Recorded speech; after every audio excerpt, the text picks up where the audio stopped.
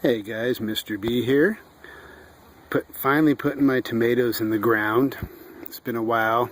As I mentioned in some of my other videos, kind of took a while to get my tomato seeds going because I really put a lot of care and attention to my peppers this year, so they kind of went a little bit longer than I expected to, but what are we? We're about the second week in May right now, so still not too bad for getting them in my area.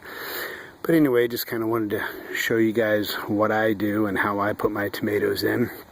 So I've pretty much gone and done a row of them here, getting down near the end. So I was just going to kind of show you how I go about doing it.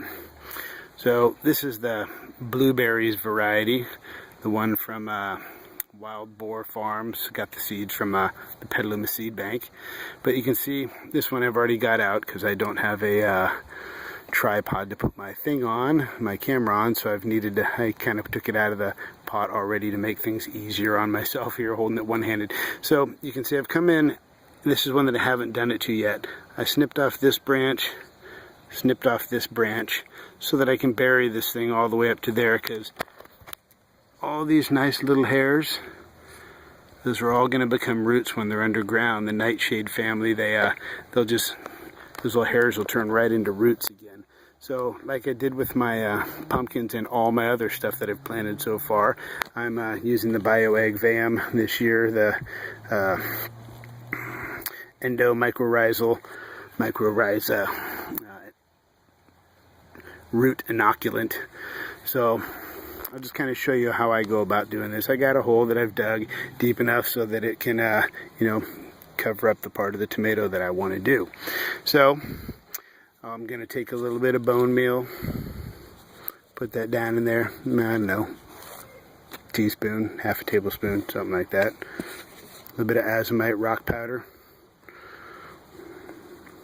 Put a little bit of that in there, same thing, about a teaspoon. And just kind of rototill that in a little bit. I'm going to take a nice handful of the compost that I made over the winter in my plastic composter. I did a little video on that one too, with a nice worm production that came out of that. And then I've also got a bucket here with just some straight up worm castings. So I'm going to put a little bit of that in the bottom of the hole too. That will help get the whole mycorrhiza thing going on, the whole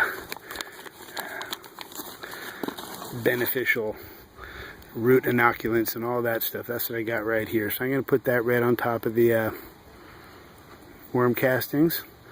About a teaspoon right on top of there. Now you're supposed to have this come in contact with the roots. So I'm also going to do it directly right on the plant here. All over those roots. I'll put that down in the hole.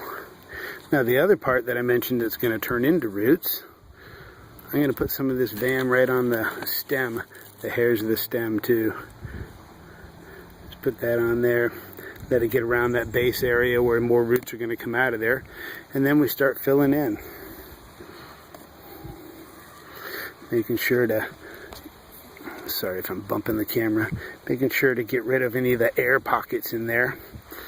Roots don't like air pockets.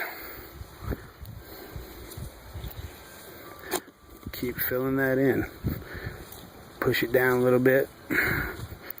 Firm it up. My gosh, looks like an earthquake on the camera. Sorry about that.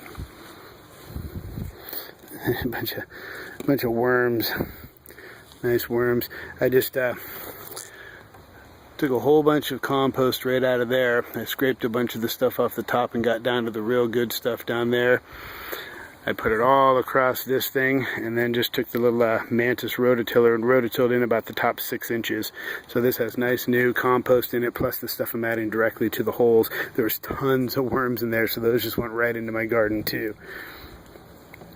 I like to make a little moat, because the first probably week or so I'll be hand watering these just to get water right on the roots. I got a drip system in here too, but once the roots start to spread out a little bit, then the drip system can start taking care of that. But I like to hand water just in the beginning. So I got a little moat type thing there.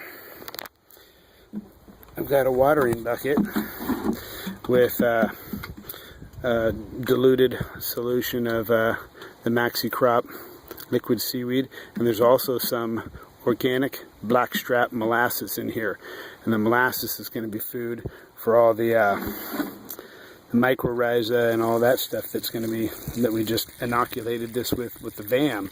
So that's going to be food for them.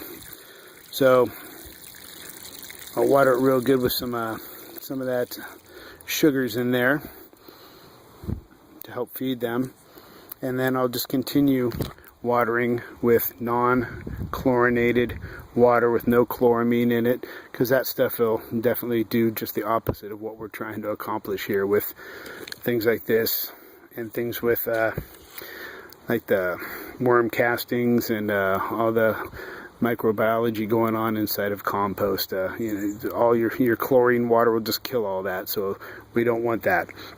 So got 12 tomatoes in right now. Sorry if this is going to be real bright, but I'm going to go up and we're going to single stem them again on the lattice work, just like last year.